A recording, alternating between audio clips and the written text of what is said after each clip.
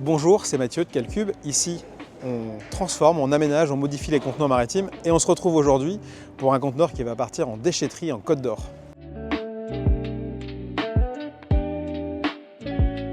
On se retrouve ici sur le conteneur qui est transformé. Donc on a 3 rideaux métalliques, 2 qui font 3,70 m de longueur, un autre 3,30 m. C'est un conteneur aussi, ce qui est important, 40 pieds iCube. Donc c'est un conteneur qui fait 12 mètres de longueur extérieure sur 2,90 m de hauteur. Ce conteneur a été entièrement repeint, en plus des modifications qu'on a fait dessus, comme le pack-à-lec à l'intérieur, les rideaux métalliques qui sont d'ailleurs motorisés avec un système de verrou à clé et un système d'ouverture-fermeture aussi à clé. Également, on verra, on a une alimentation électrique tout à fait classique. Alors une alimentation en 230 volts avec un coffret électrique de protection qui est situé à l'intérieur. Et tout ça en respectant le volume extérieur du conteneur, c'est-à-dire que rien ne dépasse pour des questions de sécurité et de normes évidemment. C'est un conteneur maritime avec des portes standards, donc une ouverture de porte standard.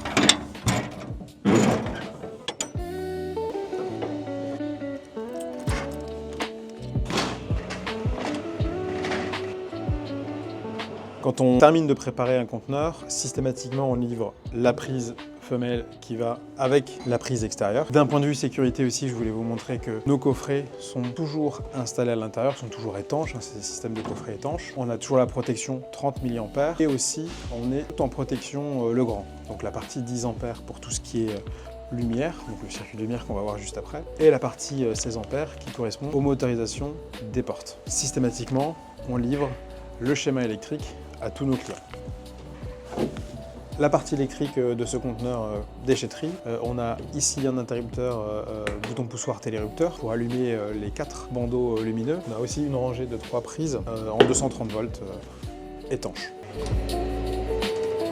Aussi sur ce conteneur pour éviter la condensation qui pourrait tomber du plafond, puisque c'est un phénomène naturel si le conteneur n'avait pas été isolé. Premièrement, ce conteneur bénéficie d'une isolation par liège projeté. Donc on vient fixer une fine couche de liège pour éviter le point de condensation. Et on rajoute en superposition un panneau sandwich de 40 mm d'épaisseur en mousse PU. Donc ce conteneur bénéficie d'une double isolation en plus du reste de sa transformation. Le détail qui a son importance, c'est la peinture supplémentaire pour que quand nos clients reçoivent les conteneurs, s'ils veulent faire des retouches de peinture, c'est possible. Ou même dans le temps, s'il y a des petites retouches de peinture à faire, on laisse toujours un petit pot de peinture de la couleur du conteneur. Vous êtes un industriel, une entreprise et cherchez à faire transformer un conteneur ou cherchez un espace de stockage avec une isolation, avec une peinture spécifique, avec tout un tas de choses que vous pensiez inimaginables, chez Calcube, on est capable de transformer tous les conteneurs en projets réalisables.